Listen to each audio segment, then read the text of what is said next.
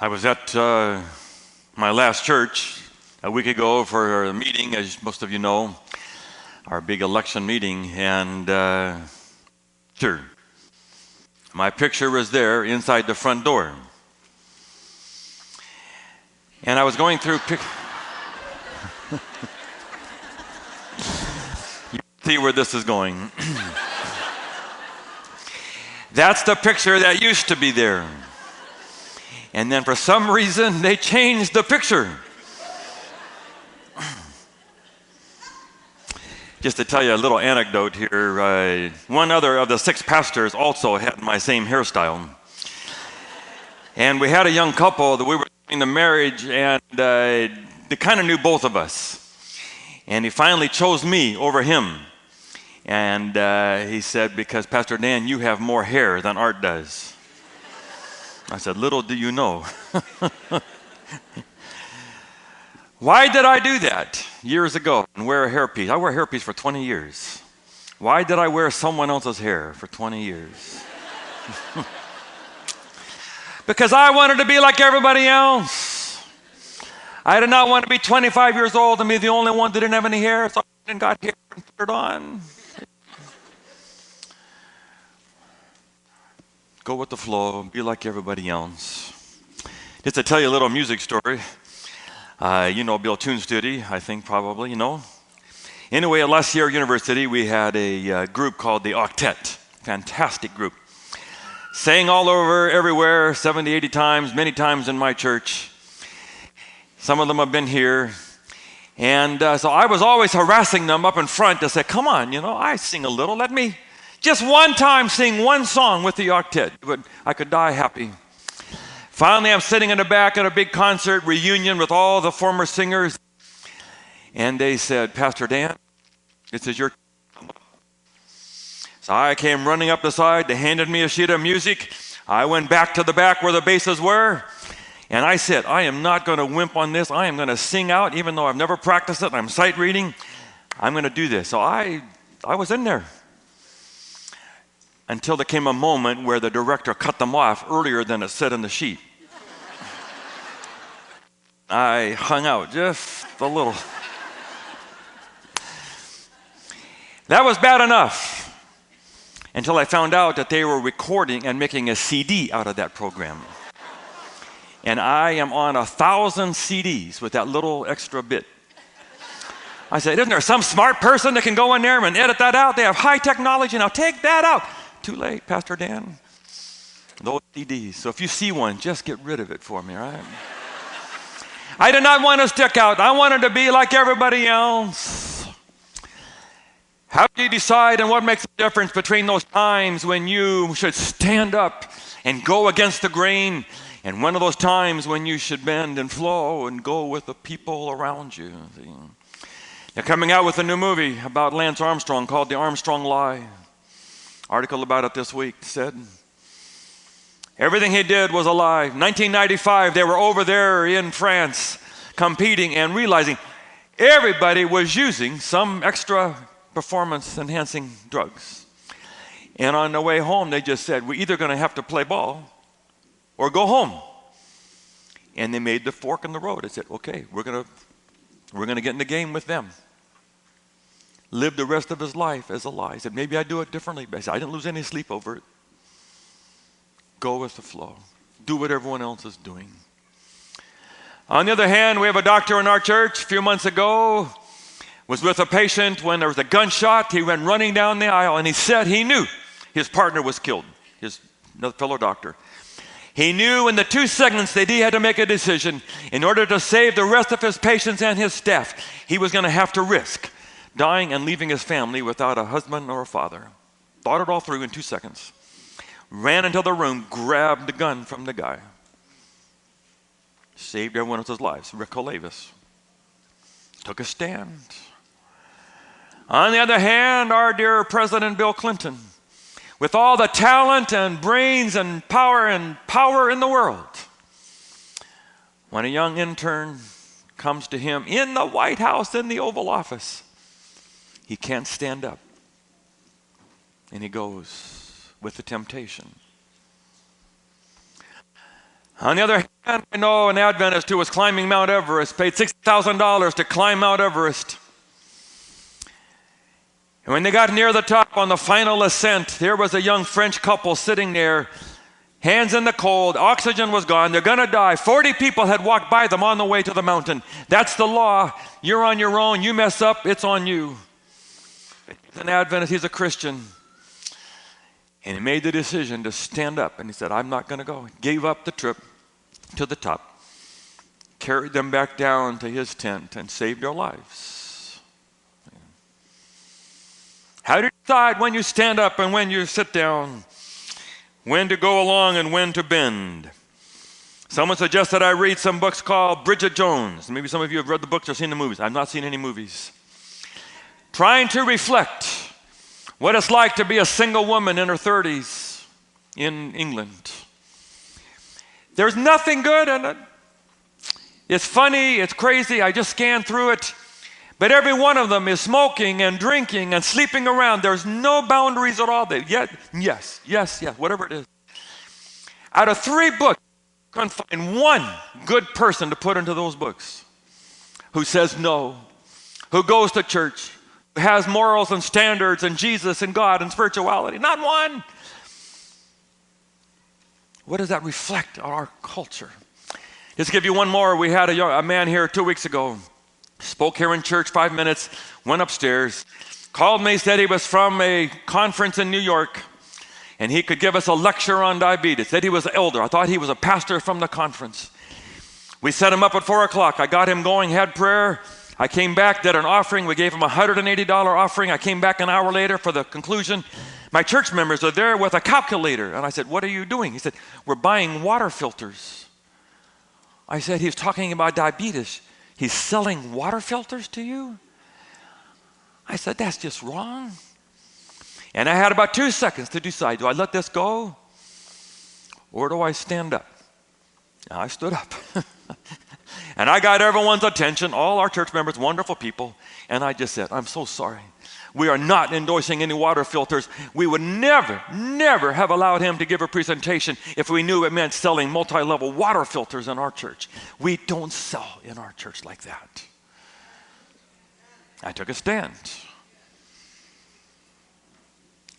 But I wondered afterwards, how many times have I not taken a stand? How much did I just not get it, not see it, not realize the issue, or decided not to rock the boat and just go with the flow and bend?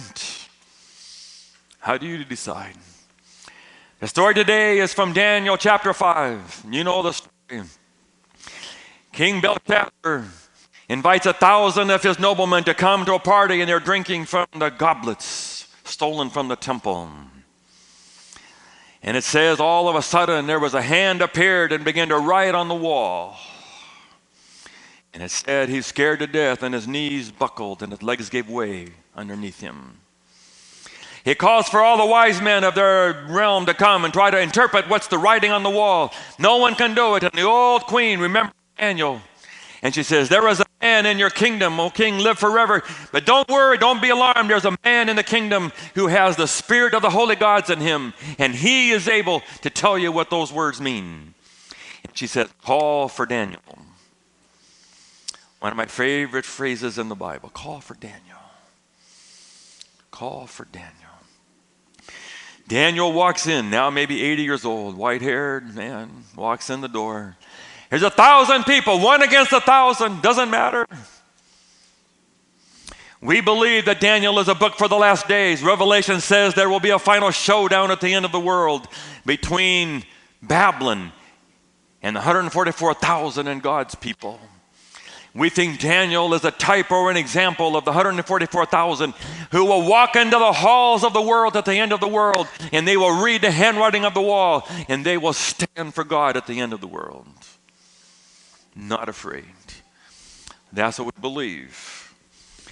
And we believe that everyone has a call like that. God has a Daniel moment for you in your life. It's not just for someone of Daniel's stature. Every person, God is preparing a moment. And there will be moments when it'll be time and someone will say, call for and use your name. Call for them. They're the Christian. They should know how to do that. They can fix that. And it'll be up to you to walk in that moment. And will you be ready? God is looking for 144,000 symbolically people who are not afraid to walk in the door and stand for him. Amen? Who are willing to go against the grain. It doesn't matter if it's day or night. It doesn't matter who's watching. It doesn't matter how far they are away from home. As the one writer says, they are true to duty as the needle to the pole, not afraid to call sin by its right name. Daniel, in Daniel chapter 5. Daniel sees them drinking from the goblets. And something just goes off inside of Daniel. What are you doing? How can you do that? Daniel remembers the goblets and he says, what are you doing to drink from the goblets that were created for holy worship to God, and now you're drinking wine from them in Babylon? How can you do that? It's an amazing idea. Those were meant to worship God. They were created in holiness. And now they've been perverted over here for Babylon and drinking. We learn a lesson from this. Everything that Babylon and Satan uses is always something that comes originally from God. Satan comes up with nothing new of his own. It is always something God has made that Satan twists. But which means this. Every time there's an evil, every time there's a sin, it is a sign that there's also the parallel and corresponding good. So go look for it. If there's an evil, there's always a good that it started with. Music, movies, art, friends, Sabbath, whatever it is, true. And then there's the distortion, the twist. So with music, tell people the choice is not between bad music and nothing. Because there's some bad music that doesn't honor God, there must also be incredible music that's fantastic, that also has a beat, that has life and passion. There is also the good. Go find that. For every X-rated, R-rated movie that does not honor God's values, that means there are other incredible movies that have power and message and truth, and they can share something with you that'll make you want to be a better person. If there's bad dancing, there must be good dancing. If there's a bad making a lot of money, there's a good making a lot of money. Every sin, there's also the corresponding good. Go find it. And Daniel says, that was made for good. That was made for worship for God. What are you doing? Drinking something like that. And then Daniel reads the handwriting on the wall. And he says, I'll read it for you. And he says, now you know the famous verses, you've been weighed in the balances and found wanting. Tonight, your kingdom is taken from you and given to the Medes and to the Persians.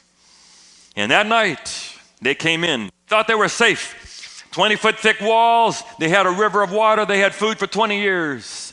And Cyrus builds the dry lake and it comes in under the walls. We went as a staff down to the Getty this week, and we went to see the Cyrus cylinder.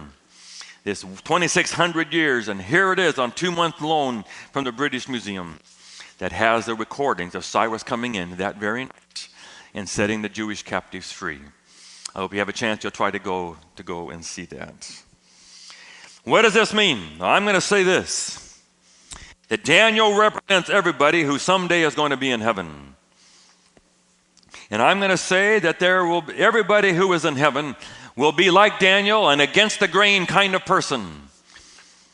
There will be no people going across the grain in heaven. Whatever we are going to be, we're all going to be the same, all going in the same direction. Therefore, if there is a Daniel who is an against the grainer in heaven, so will everyone else be an against the grainer. Every single person who will be there will be someone who will say, I will not go with the flow. There will be times I will stand for God, and I can walk into a hall and I will stand for God, 1 against 1,000. So are you one of those? Are you willing to stand for God? Well, let's quickly go to the next story, Daniel chapter 6. We got to go quickly here. Daniel now is even older. Now the Medes and Persians are in rule. And they make a law that you have to pray to the emperor for a month or be put in the lions. They all come to see what will Daniel do.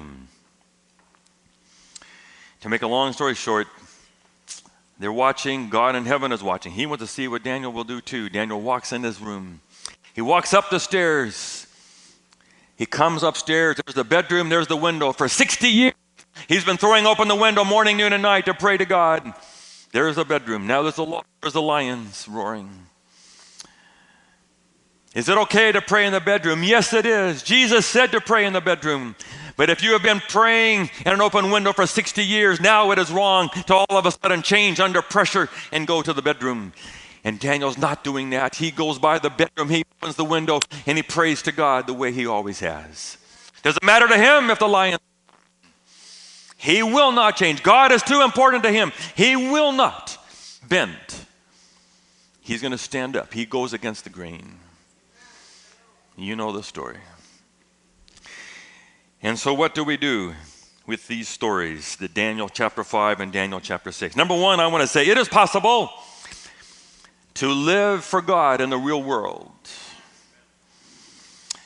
Adventism has a history of the idea that when we get down to the end of the world, there will be a time when you're to leave where all the people are and go to the country or the desert or the mountains.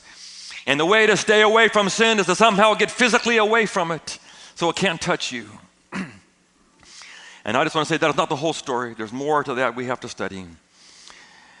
But that is not the message of Daniel. Daniel is away from all his people. He is in Babylon. He's in the center of a pagan empire. And Daniel is still able to walk in before 1,000 people and be true to God. There's a writer in our tradition that writes from Montana. And he writes these wonderful books about how to live a Christian life in Montana. And I said, why do you write books from Montana? There's nobody there. There's no... If you want to write about how to live a Christian life, come down here in Orange County in the real world and live out a Christian life. Then write a book about that. But Daniel says it is possible to walk in before 1,000 people and live a holy life for God. In the real world, surrounded by Babylonian culture. Amen? It's possible. And number two, what makes the difference? What makes the difference between those who stand and those who go with the flow? Those who go against the grain, who will stand up when there's an image or bow down. And I just want to say it is not something you all of a sudden do at the last minute. There are people who wait for the handwriting on the wall, then say, okay, I'll switch sides when I see the handwriting on the wall. No, that is not when Daniel switched sides. The fact that Daniel was able to stand in front of 1,000 people started back there in Daniel chapter 1 when he was dragged 1,000 miles from his home and given Babylonian clothes, Babylonian food, Babylonian religion, Babylonian names, and Babylonian gods. And Daniel said, I am not bending to your culture. I will not eat your food. He had no idea that this little test was going to somehow escalate eventually to huge cosmic role in front of 1,000 people. He's just doing God's will with this little small test right here. Then he goes to Daniel chapter 3, and the three friends refuse to bow down to the image. Daniel 4, he is willing to walk in front of a king and say, you're going to eat grass for 7 years. And now Daniel 5, he can walk in front of 1,000 people and say, what are you doing drinking from God's holy cups? And he's willing to pray at an open window, even though it means a lion's den. It was a pattern that gets laid down. The difference between those people that bend and go with the flow and those who are against the grain, it starts in little small issues, and no one can tell you this is going to lead to that. But you are laying down character. You're laying down a commitment to stand for God no matter what. Be careful with the choices along the way.